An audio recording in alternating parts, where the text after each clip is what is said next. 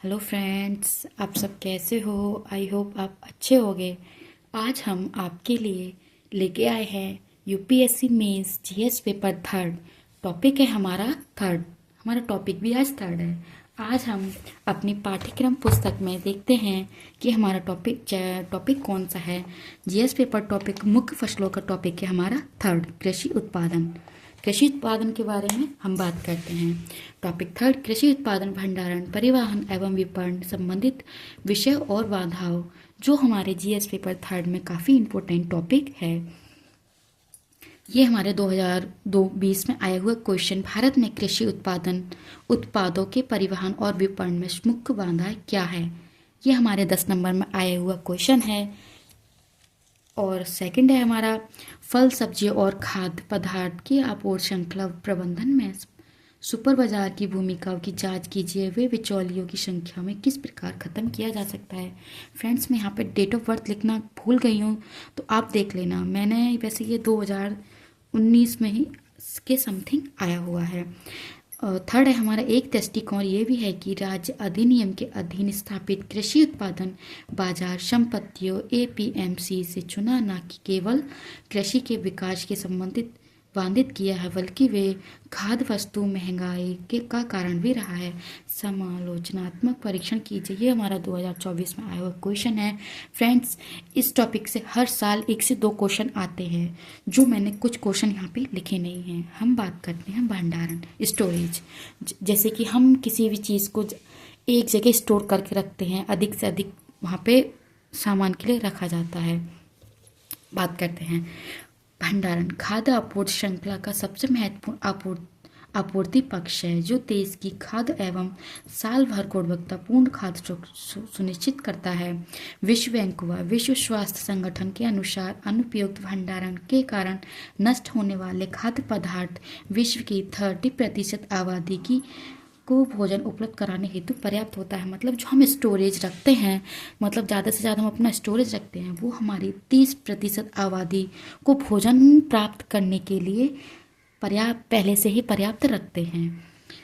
प्रतिवर्ष भारत में भंडारण के अभाव में 16 मिलियन टन खाद्यान्न की बर्बादी, जो जीडीपी के 1 लाख करोड़ रुपए से अधिक है। मतलब जो भंडारण होते हैं उनमें 16 लाख मिलियन टन की बर्बादी हो जाती है। अधिक कहीं चूहे खा जाते हैं, कहीं बारिश की वजह से अनाज खराब हो जाता है, उससे हमारे जीडीपी में 1 लाख करोड़ रुपए की अधिक बर्बादी होती है। हम बात करेंगे भारत में खनन भंडारण। भारत में वेयर हाउसिंग केंद्रीय भंडारण नियम कार्य उपयुक्त स्थानों पर गोदाम व वेयर हाउस निर्माण व्यक्तियों, सहकारी संस्थाओं व अन्य संस्था हेतु कृषि उत्पादन, बीजों, उर्वरक आदि के भंडारण हेतु वेयर हाउस। मतलब वेयर हाउस जैसे कि हम अपने गेहूँ को इस्तेमाल अच्छे से अच्छी जगह करते हैं। केंद्र जैसे कि हमारे हर केंद्र राज्य में हमें अपना एक भंडारण नियमन करना पड़ता है।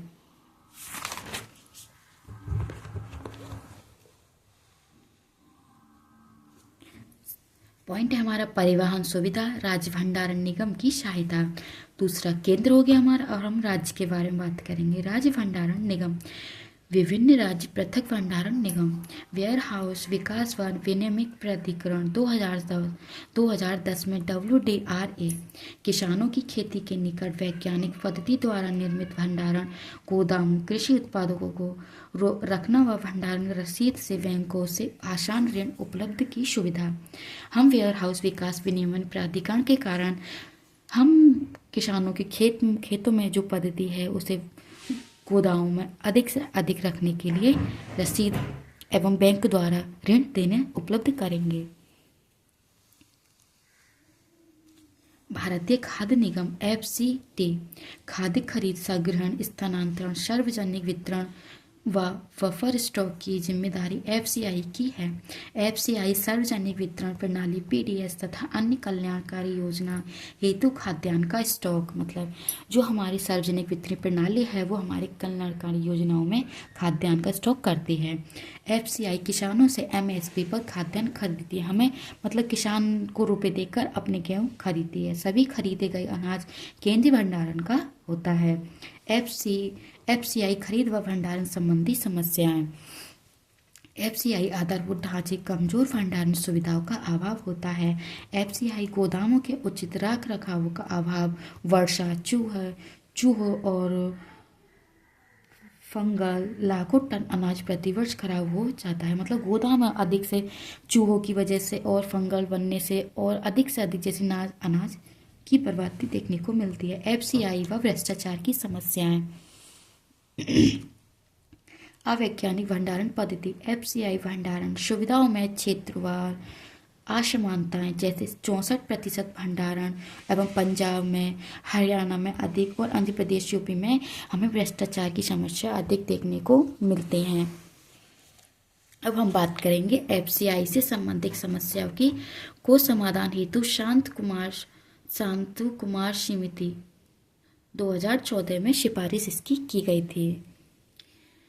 एफसीआई को खाद्यान्न खरीद का कार्य उन राज्यों को सौंप देना चाहिए जो इस मामले में पर्याप्त अनुभव रखते हैं। मतलब जिस राज्य को ज़्यादा जानकारी होती है हमें उन्हें ये अनुभव सौंप देना चाहिए। एफसीआई को भंडारण संबंधी कार्यों में निजी क्षेत्र को शामिल करना चाहिए। एफसीआई खाद्य भंडारण प्रणाली में नवाचार, लीकेज व भ्रष्टाचार कम करने का प्रयास। सेकंड है हमारा शीत भंडारण, कोल्ड स्टोरेज। भारतीय विश्व में फल के उत्पादन में प्रथम व सब्जियों में दूसरे स्थान है। फलों व सब्जियों का 25 से 30% उत्पादन नष्ट हो जाता है क्योंकि शीत प्रशीतन का अभाव होता है। मतलब यहाँ पे अधिक ठंड हो जाती है। भारत में शीत भंडारण के प्रयास। राष्ट्रीय बागवानी मिशन शीत भंडारण हेतु सब्सिडी। राष्ट्रीय बागवानी बोर्ड। कृषि और प्रसंस्कृत खाद्य उत्पादक नियमित विकास प्राधिकरण APEDA होता है। खाद्य प्रसंस्करण उद्योग मंत्रालय। ये हमारे भारतीय शीत भंडारण के प्रयास हैं जो हमें अपने कार्य करने में आगे बढ़ाते हैं। भारत में खाद्य भंडारण व शीत प्रशीतन संबंधी समस्या, मतलब हमारे जो भंडारण में जो कोल्ड ठंड में जो समस्या देखने को मिलती है हम उनके बारे में बात करेंगे। अपर्याप्त प्रबंधन, कीड़े, चूहे, पक्षियों व वर्षों से अनाज खराब हो जाता है। मतलब जो कुछ कीड़े कर देते हैं, कुछ पक्षियों से हमारे अनाज अधिक खराब देखने को मिलता है। अवैज्ञानिक संग्रहण, 80% से भंडारण परंपरागत तरीके से होता है। एफसीआई की भंडारण क्षमता की कमी, अपर्याप्त आधारभूत ढांचे, एकीकृत भंडारण सुविधा का अभाव होता है। खाद्य भंडारण व भ्रष्टाचार। खाद्य भंडारण व भ्रष्टाचार देखने को मिलता है। खाद्यान्न का खुले में भंडारण, शीत प्रशीतन संबंधी समस्याएं। आधारभूत ढांचों का अभाव, शीत प्रतिशन वितरण असंतुलन अधिकांश यूपी, गुजरात, महाराष्ट्र में देखने को मिलता है। बहुत कम फल सब्जियों का रख रखाव, अधिकतर आलू प्रशीतन होता है। मतलब कम से कम जो हम फल रख सकते हैं वो है हमारा आलू।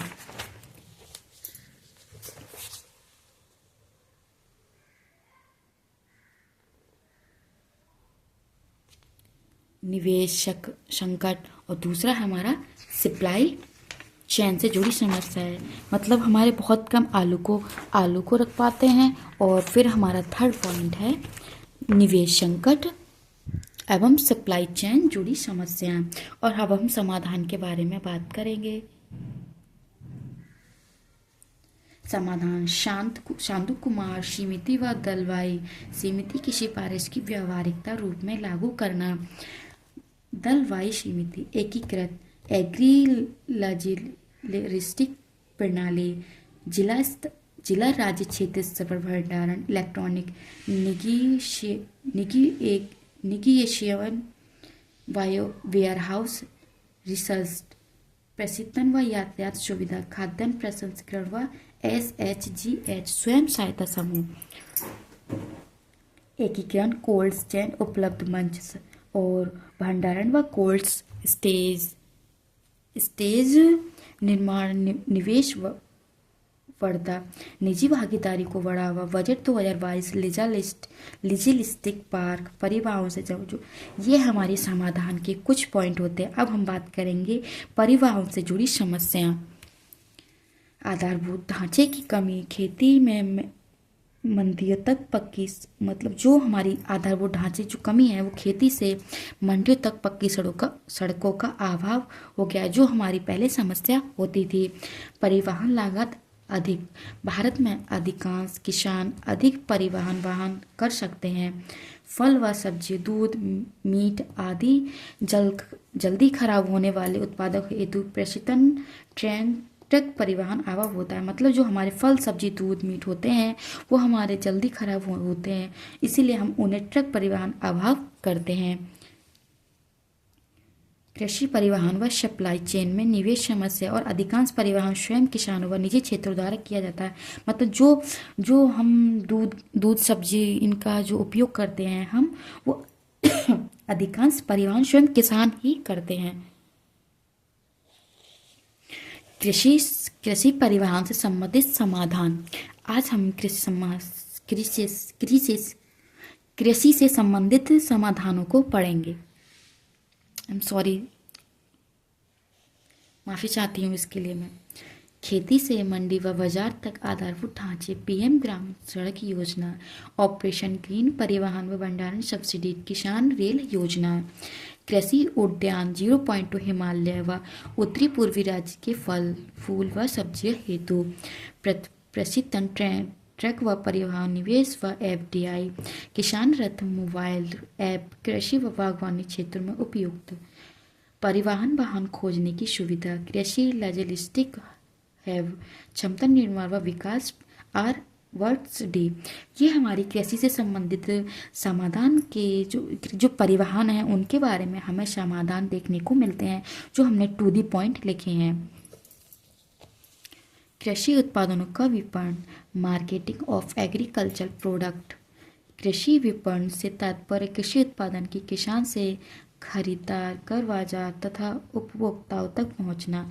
इसमें मुख्य रूप से कृषि उत्पादक, परिवहन, मध्य स्थित व्यक्ति या संस्था तथा अंतिम उपभोक्ता शामिल होते हैं। भारत में कृषि विपणन के प्रकार। पारंपरिक विपणन पद्धति, हमारी पद्धति है किसान सीधे व्यापार को कृषक उत्पादक बेचते हैं। छोटे व सीमांत किसान 50% से कृषि उपजते हैं और किसानों का उपभोक्ता द्वारा प्रदान कीमत का 15 से 20% भाग होता है। मतलब जो किसान होते हैं वो अपनी 50% से ज़्यादा खेती अपने आप करते हैं। और हमारा दूसरा पॉइंट है कृषि उत्पादक विपणन समिति, एपीएमसी, मीडिया सहकारी विपणन पद्धति, NAFED, भारतीय राष्ट्रीय कृषि सहकारी विपणन संघ, गुजरात आनंद सहकारी समिति, केरल बागवानी विकास कार्यक्रम।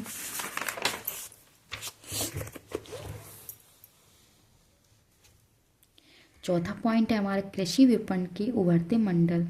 पहला, राष्ट्रीय कृषि बाजार, ENAM, किसान उत्पादक संगठन, FPO, अनुबंध कृषि खरीदार, किसानों के मध्य समझौते, कमेटी व वायदा बाजार। प्रभावी कृषि विपणन प्रणाली, हम इन्हें 3 भागों में बांटते हैं। पहला, उपभोक्ताओं तक कृषि उत्पाद की त्वरित पहचान व उचित मूल्य उसके मिलना चाहिए। किसानों को उचित व अधिकतम मूल्य, किसानों द्वारा प्राप्त व उपभोक्ता द्वारा भुगतानों राशि में न्यूनतम उत्तर। ये हमारी प्रभावी कृषि विपणन प्रणाली है। भारत में कृषि विपणन संबंधी समस्याएं।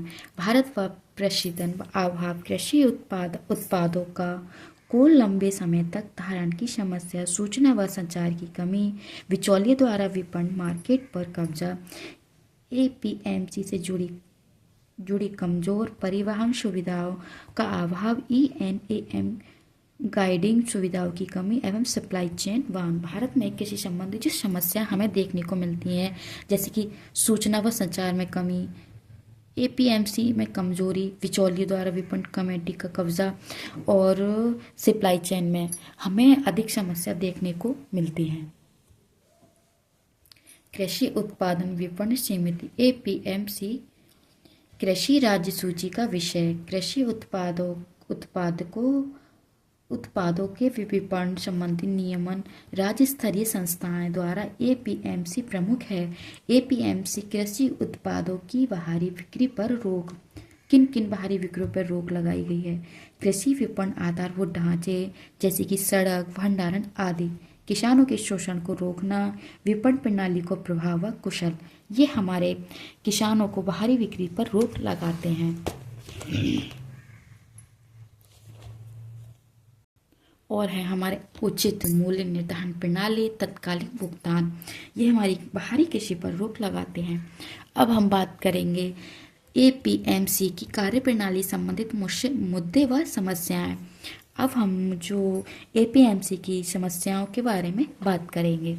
एपीएमसीएस का एकाधिकरण निर्यातक व खाद्य प्रसंस्करण करता सत्ता उत्पादन नहीं खरीद सकता, मतलब जो हमारी सत्ता होती है वो उत्पादन को नहीं खरीद सकती है।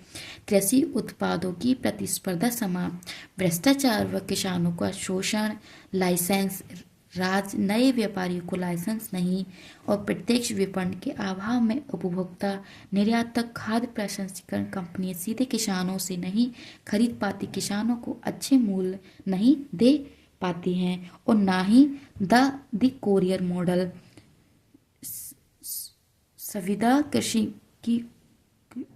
संविदा कृषि की अनुमति नहीं है। आरआरडी क्षमता विकास, निवेश, संचार, सूचना का अभाव, सप्लाई चेन में बाधा, ये हमारी एपीएमसी की कुछ कार्य प्रणाली समस्या है जो आपको देखने को मिलती है। फ्रेंड्स, आपको अगर समझ में नहीं आता है तो मुझे कमेंट सेक्शन में बताना, जिससे कि मैं आपके लिए दोबारा बता सकती हूँ। अगर आपको ये समझ में नहीं आता है वीडियो में तो मैं मेरे टेलीग्राम चैनल पे आप जाके देख सकते हैं, मैं वहाँ पे भी डाल दूँगी। मैंने अपने टेलीग्राम की लिंक अपने यूट्यूब चैनल पे डाल दी है। अब हम बात करते हैं मॉडल कृषि उत्पादन विपणन समिति एपीएमसी अधिनियम 2003। केंद्रीय कृषि मंत्री कृषि विपणन पर एक मंडल कानून तैयार करता है। राज्य सरकारों से इन्हें अपनाने का अनुरोध है। विशेषता है, किसान सीधे अपने उत्पाद निजी व्यक्तियों व उपभोक्ताओं को बेच सकता है। कुशल विपणन प्रणाली, प्रभावी बुनियादी ढांचे, कृषि उपज हेतु नए बाजार स्थापित, अनुबंध कृषि, लाइसेंस राज की समाप्ति।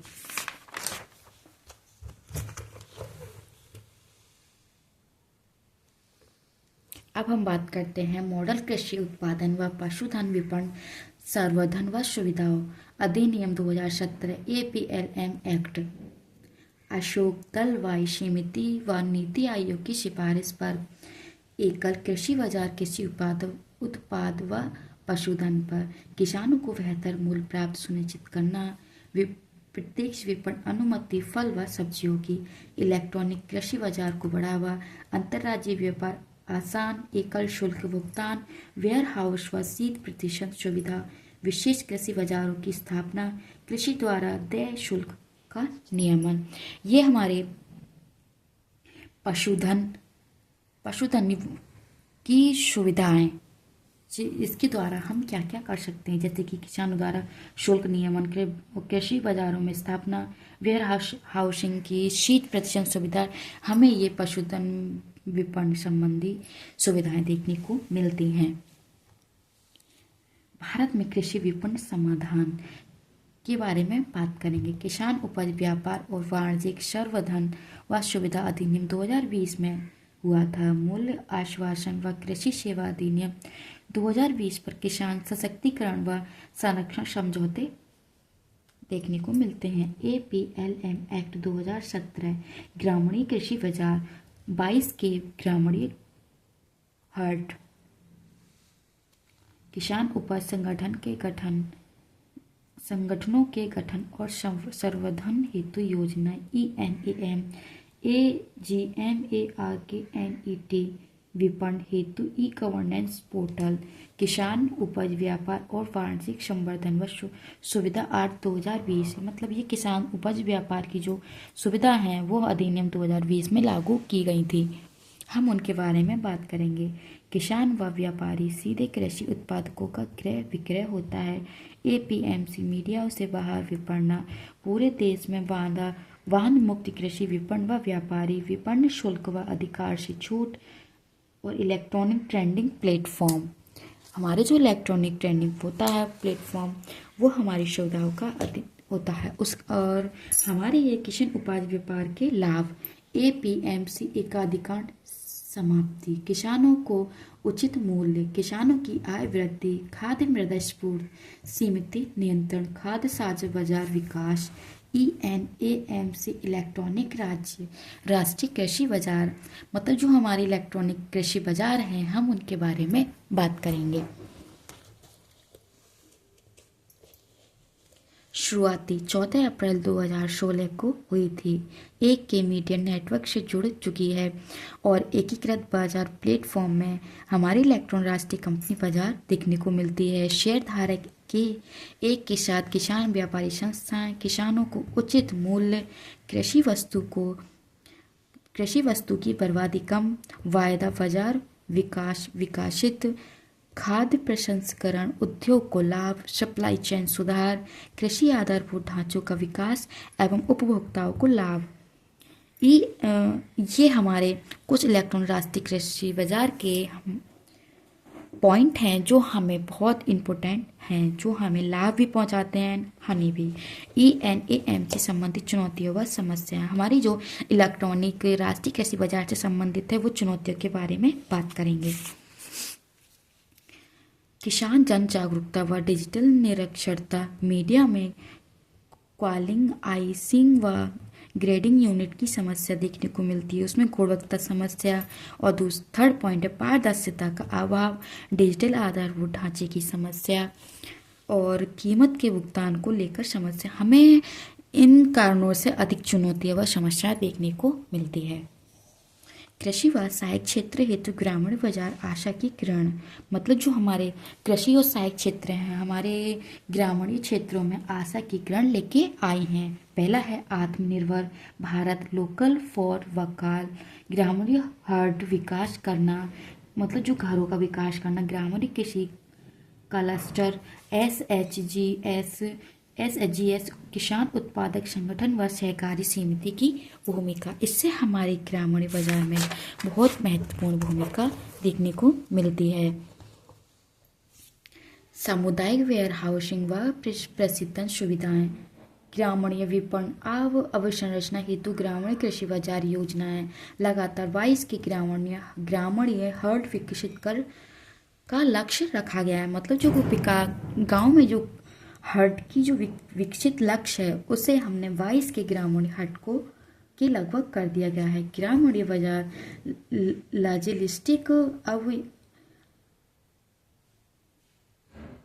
लॉजिस्टिक हैव आदि की ई राष्ट्रीय कृषि बाजार से जुड़ा है। हम बात करते हैं डायग्राम द्वारा। ग्रामीण कृषि बाजार GRAM एकीकरण प्रोफेसर केंद्रीय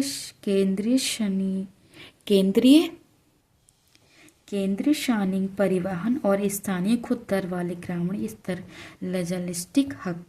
हम पहले इसके बारे में बात करेंगे, फिर हमारा आता है प्राथमिक बाजार, थोक बाजार, फिर द्वितीयक थोक बाजार और हमारा आता है सीमित बाजार। यहाँ पे हम निर्यात हो जाता, हमारे यहाँ पे निर्यात होता है। सीमित बाजार, द्वितीयक एवं तृतीयक, इनके ये भागों में बढ़ जाता है, इसे हम बाजार सूचना कहते हैं।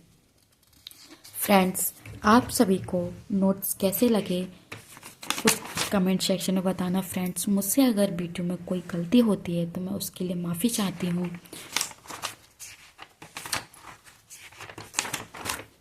आपके लिए मैं एक बार नोट्स दिखा देती हूँ ताकि आपके लिए कोई परेशानी ना हो नोट्स बनाने में।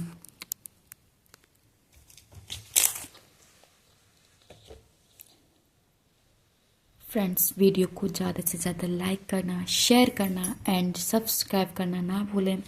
और मुझसे कोई गलती होती है उसके लिए मैं आपसे माफ़ी चाहती हूँ। और अपनी तैयारी अच्छे से करना ताकि आप अपना पेपर अच्छे से कर पाएँ। मैंने शॉर्ट नोट्स इसलिए आपके लिए दिए हैं ताकि आप अच्छे से रिवीजन कर सकें। रिवीजन के बाद जो हम अपना रिजल्ट रखें वो हमारा अच्छा आए। नोट्स मैंने एक बार दिखा दिए हैं, आप अपने नोट्स नोट डाउन करके रिवीजन करें ताकि आप अपना अच्छे से कर सकें।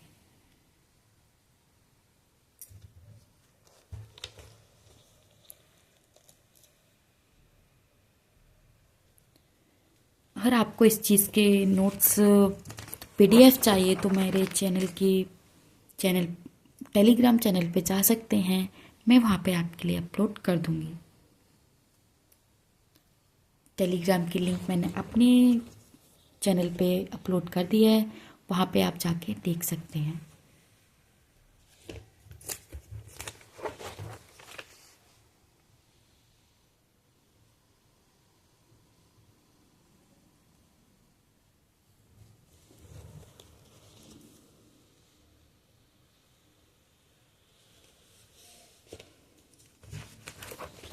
एंड फ्रेंड्स, वीडियो को ज़्यादा से ज़्यादा लाइक करना, शेयर करना एंड सब्सक्राइब करना ना भूलें। And thank you friends, and please support me.